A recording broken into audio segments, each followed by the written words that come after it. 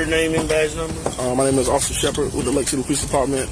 My badge number is 402. 403. Do you have your ID so I can put you in the car? I'm not. Well, can I get your badge? I'm not your badge number. What's your name? My and your date of badge birth? number is 1776. Can I get your name and date of birth? No. No. No, you're not IDing me. I didn't break the law. You didn't break the law, but I see you said it right there. ID yourself. On your back of your license, you know what it says on the back of your license? I know exactly what it says on the back of my license, but I'm not driving, and you didn't see me driving. But does it say when driving? Does it say when driving? That is a driver's license. It is an identification. It's a driver's license. It's identification. Florida statute says I only have to identify if I have broken the law. Does it say that? Yes, sir, it does. Well, do you know what statute number that is? 719, I think. Look that up. 719. I'm gonna tell you what that was. Florida's not a stop and ID state. It says if I've broken the law. Do you know what subsection, anything like that? I don't. I can look it up real quick. Okay. I have to look it up myself just to make sure. All right, guys, welcome back. This documentary dives straight into intense, real-world encounters where citizens stand their ground and challenge law enforcement officers who appear to overstep their authority. From the opening moments, tensions rise as officers demand identification without clearly articulating a lawful basis. The citizens involved don't panic. They respond with statutes, legal language, and calm but firm resistance. This isn't just confrontation for the sake of drama. It's about understanding constitutional protections, especially the Fourth Amendment and state stop and identify laws. The message hits hard. Knowing your rights changes everything. When officers attempt to assert control without reasonable suspicion, the dynamic shifts. Instead of blind compliance, we see informed pushback. And that knowledge, it becomes power in real time. 901-151. 706 is the 901. .151. This is a stop and frisk ID. Yeah, I ain't gonna stop and frisk you, man. I'm trying to identify him. 901.151. Yeah, that's right. I just looked at that. I just looked at it. That's the one about if you're being lawfully detained and stuff like that. But yeah, you have to be lawfully detained before I'm ID. I broke the law of not being lawfully detained. That's stop and frisk. Must identify yourself. Whenever any law enforcement officer in the state encounters any person under the circumstances of reason, yeah, so you're right. You're right. See, you're right. Words mean things different. Yes, sir. You know, you guys are held the same accountability we are. When you guys break the law, we think we can do it as well as in general. I understand. All right, sir. I'll call you back shortly. Yep. All right. You have a good day, all right? Thanks. No problem.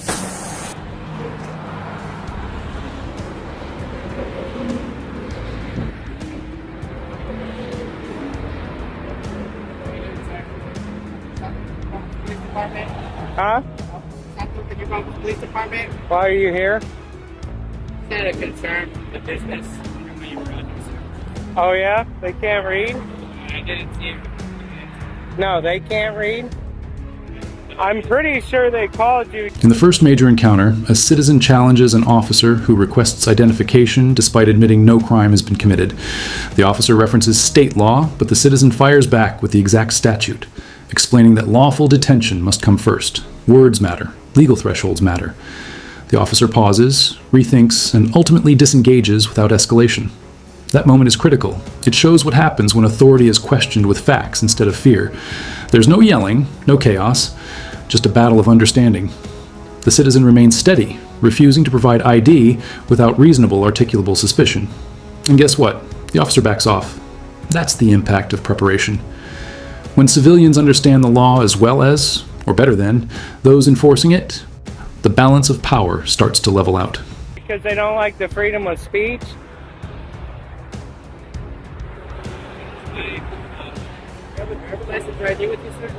I'm not giving you ID. Can I get your name and date of birth? Nope.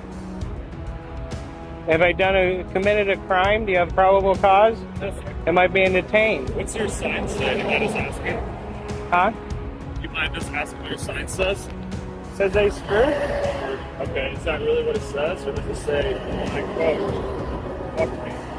Ah, that's an F with a star and a CK.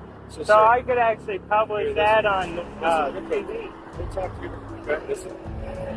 You get the call, okay, with the sign, and get that you're upset, you're frustrated with that.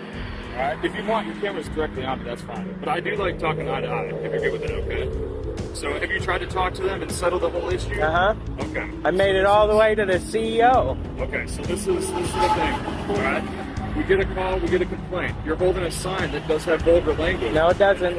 Listen, let me talk, okay? It doesn't. I've held this sign in 2 states and 3 counties. Listen, so now we know what it means, right? We know what it means. That does not matter. Vulgarity is a legal term. Listen, I'm not here talking. It's a representation of vulgarity, kind of like, you know, on TV when they go beep. No. Is this a consensual conversation? If we get further calls, okay, because now we know what your sign says, and it causes a disturbance, that actually is... The second situation turns aggressive fast. A protester holds a sign containing censored profanity aimed at a business. Officers arrive after complaints, suggesting the sign is vulgar and disturbing the peace. But here's the twist. Offensive speech is still protected speech under the First Amendment.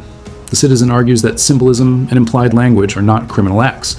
The officers warn about disorderly conduct, but they struggle to identify a clear statutory violation. The confrontation becomes a raw debate over free expression versus public discomfort. Emotions flare, but the protester refuses to concede constitutional ground. This segment exposes a critical truth. Freedom of speech doesn't disappear just because someone is offended. And when citizens understand that, intimidation tactics lose their bite. No, it's not. I don't care whether you disagree or not. You can't convert my freedom of speech. Okay, effed. Okay, yeah. And it offends people, especially like if there's families, and these are all examples. If there's kids in the car, I close the sign. But you can't see. Yeah, okay? I can. We know you can't see. Uh-huh, okay? I can. Right. How many people were in that car that just passed you? I wasn't paying attention. You were distracting me. And when we pulled up to you, you focused on us, and you weren't focused on the other cars. You're not focused on these cars passing you. You're not focused on these cars next to you. That's because you're distracting me. Right. When we pulled up to you. Okay. No. There was a car right there with 2 people in it, and I was pointing to the fact that you guys are here, and they called you specifically to violate my right of freedom of speech. Yes, they did. Freedom of speech until you offend somebody. No. Yes. No, sir. Yes. No, sir. Okay. I did not. So there's no vulgarity. No. Watch the language. Okay. Well, you can go fuck yourself. Okay. Okay. Right. Well, there you go. See, that's the freedom of speech. So we're going to talk to them if you step on the property. I have not touched their property line. If you step on the property, we'll talk to them. And if they want you to go to jail, you'll go to jail. Well, you'd have to trespass me first and then give me notification. Right. Which is going to be harassment since I never touched their property line. Well, go ahead. You go talk to them, big guy. All right. No problem. And what's your badge number? 283. 283. What's your badge? Now things escalate into pure defiance. In another encounter, an officer repeatedly demands identification from an individual who refuses to comply, using blunt and hostile language. The citizen, though abrasive, remains within his rights by not providing ID absent lawful detention. The officer attempts intimidation, ordering him to lean against a vehicle, pressing the issue, but no clear crime is established. This scene is chaotic, loud, and uncomfortable. But beneath the insults and tension lies a constitutional test. Can police compel identification without legal cause? The answer, in many states, is no. Even when the citizen's attitude is confrontational, rights don't vanish because someone is disrespectful. The law protects behavior, not politeness. Which number? Yeah. So, are you under oath here today? Did you? No? As long as you didn't take an oath? No. That when you take an oath, no, you can go fuck yourself. You're an asshole. Okay. You have a good day, sir. Yeah. Goodbye, asshole. Sounds great.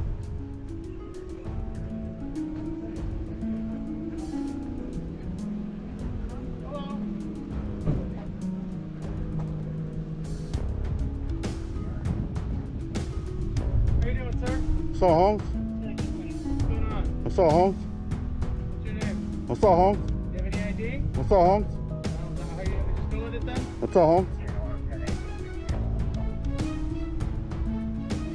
What you want, Holmes?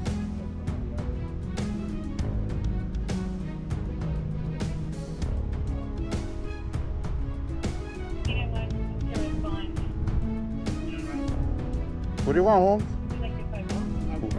Go away. Go away. No, at this point I got a call about you. I don't care what you got. Go away, man. Do you have any ID on you? Go away. No, I'm not gonna go away. Go away, piggy. Go away, piggy.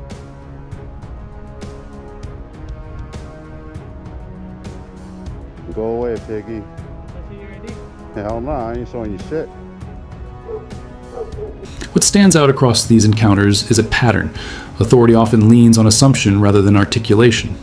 Officers reference complaints, concerns, or vague disturbances, yet struggle when pressed for specific legal grounds. Meanwhile, the civilians repeatedly ask the same critical question: am I being detained? That question is a legal line in the sand. If the answer is no, the interaction becomes consensual, and citizens are free to walk away. If yes, the officer must justify it with reasonable suspicion tied to a crime. This documentary doesn't glorify hostility, but it does spotlight awareness. It shows how quickly interactions can shift when citizens demand clarity instead of surrendering rights out of fear. You wish you could, huh, Gonzalez? Look at you. Just waiting. I got all the time in the world. Go ahead. Sit your ass down. Have a seat, Gonzalez. Have a seat. Go ahead and lean against my vehicle right there. Go ahead and lean against my vehicle right there, man. You got permission. You got my permission.